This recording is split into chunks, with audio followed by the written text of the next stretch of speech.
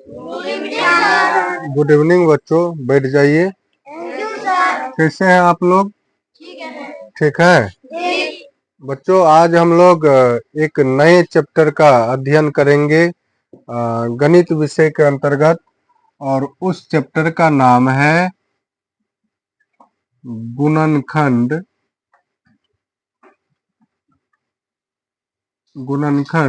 एवं गुणज, है ना बच्चों? कौन सा चैप्टर है? गुणनखंड एवं गुणज। बच्चों, सबसे पहले हम लोग जानेंगे गुणनखंड के विषय में। किसके विषय में? गुणनखंड के विषय में।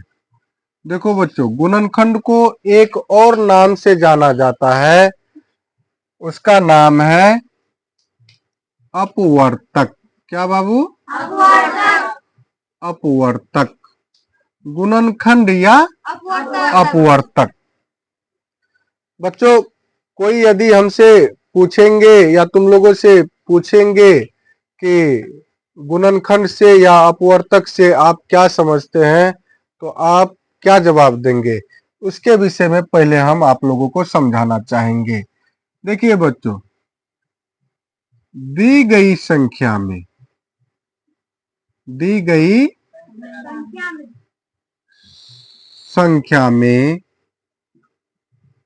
जिन जिन संख्याओं से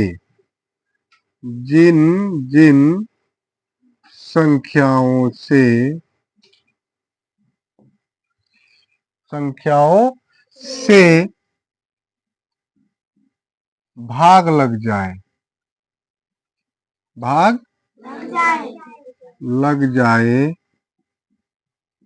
तो उन सभी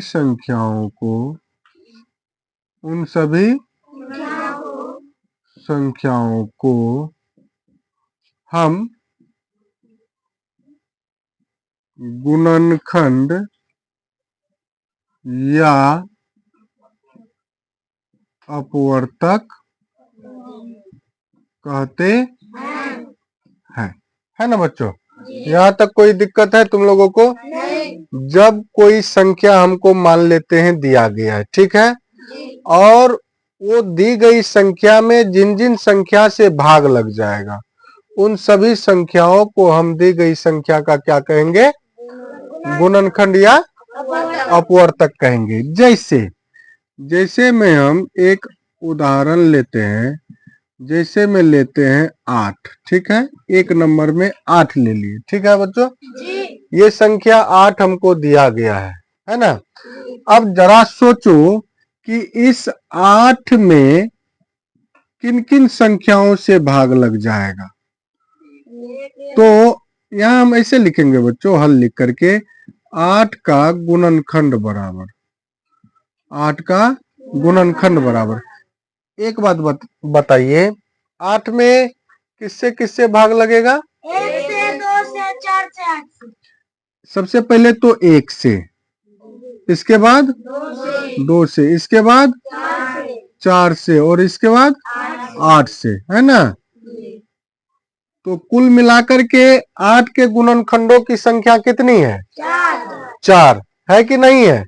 याद रखिएगा बच्चों, हम आपको बता देना चाहेंगे, जो भी संख्या दिया जाता है तुमको, उन संख्याओं का गुणनखंड यदि लिखने के लिए कहे तो याद रखिएगा, एक और दी गई संख्या स्वयं वो संख्या का क्या होता है?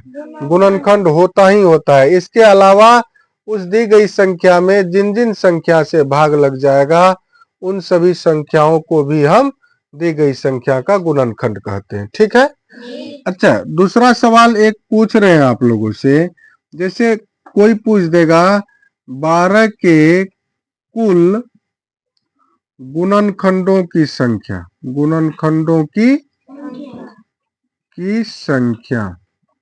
तो 12 के कुल गुणनखंडों की संख्या पूछा गया है, ठीक है बच्चों? इसको हम हल करके सबसे पहले तो देखेंगे कि 12 में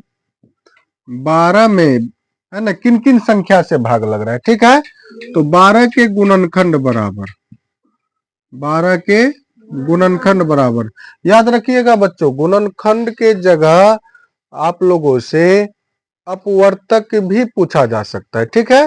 तो दोनों क्या है, सेम, एक ही चीज है ना। तो 12 के गुणनखंड पूछा गया, तो 12 में किन से भाग लगेगा, 1 से, 2 से, 3 से, 4 से, 6 से और 12 से, है ना बच्चों। इन सभी संख्याओं को हम 12 का क्या कहेंगे, गुणनखंड या अपवर्तक कहेंगे।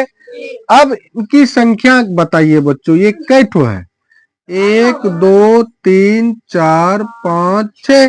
तो इसका मतलब क्या है, 12 के कुल गुणनखंडों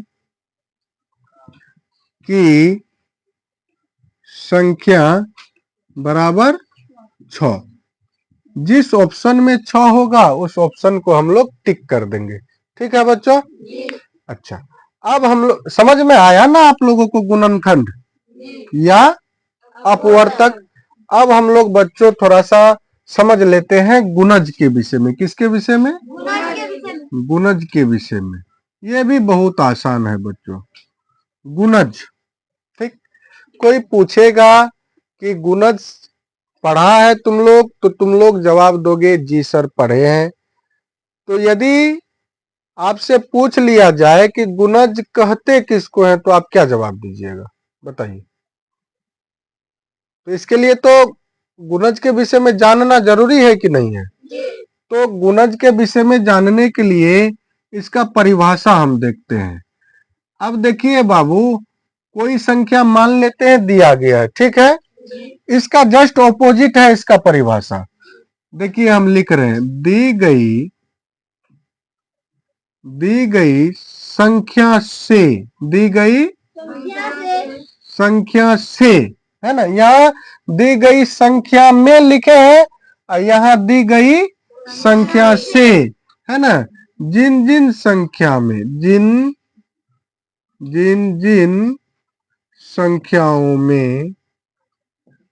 संख्याओं में भाग लग जाए, क्या लग जाए बाबू, भाग लग जाए, तो उन सभी संख्याओं को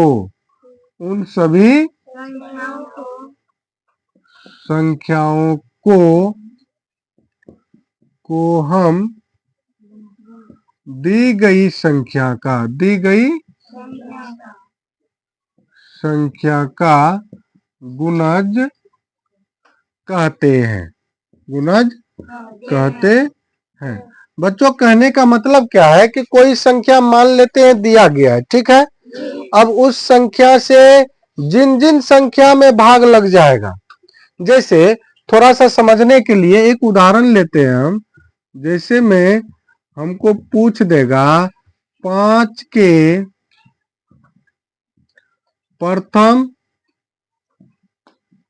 4 गुणजों को लिखे, 5 के प्रथम 4 गुणजों को लिखे, ठीक है बच्चों, दे दिया है। तो आप इसको कैसे बनाएंगे, बताइए, आप इसको कैसे बनाइएगा। तो ये चीज देखना है कि जो संख्या दी गई है, 5 दी गई है ना बाबू, तो 5 से ये सोचिए कि किसमें किसमें भाग लग जाएगा। तो 5 के प्रथम 4 गुणज बराबर, अब सोचिए तो बच्चों 5 से वो छोटी सी संख्या सोचिए जिसमें 5 से भाग लग जाएगा। तो 5 है ना, सबसे पहले क्या हो जाएगा 5, इसके बाद 10, 10 में भी 5 से भाग लग रहा है ना, 5 दूनी 10 होता है ना। फिर कितना 15, 5 तिया 15, फिर 5 चौके 20, 4 ही ना कहा गया बच्चों, 4 ही लिखेंगे हम, ठीक है। यही इसका गुणज हो जाएगा ना। अर्थात कहने का मतलब है कि आप आसान शब्दों में सीख लीजिए किसी भी संख्या का यदि गुणज पूछा जाए तो उस संख्या का पहाड़ा लिख देना है कि नहीं है? है ना? तो आप लोगों को समझ में आया? लेकिन प्रथम जितना कहेगा उतना ही लिखना है। जैसे कहेगा 7 के प्रथम 3 गुणज, जैसे ये पहला उदाहरण, दूसरा उदाहरण लिख लीजिए 7 के प्रथम 3 गुणज। तो 7 के प्रथम 3 गुणज क्या क्या हो सकता है बताइए? 7, 14, 21, है ना? तो 3 गुणज कहा गया है तो 3 ही गुणज का लिखना है। बच्चों इसमें कई तरह का सवाल भी पूछा जा सकता है। कभी कभी ऐसा सवाल पूछेगा कि इन गुणजों का योगफल भी पूछ देगा। 7 के प्रथम 4 गुणजों का योग क्या होगा, है ना? कभी कभी पूछ देगा 9 के प्रथम 3 गुणजों का योग क्या होगा। तो जितना गुणज कहा जाएगा जिस संख्या का, उस संख्या के टेबल को उतना बार पढ़ना है, ठीक है, लिखना है और उसको जोड़ करके बता देना है यदि योगफल पूछा गया तो। ठीक है बच्चों? इसमें और भी कई प्रकार का सवाल पूछा जाता है, तो हम लोग इसको अगली कक्षा में अध्ययन करेंगे। ठीक है बच्चों? Good night.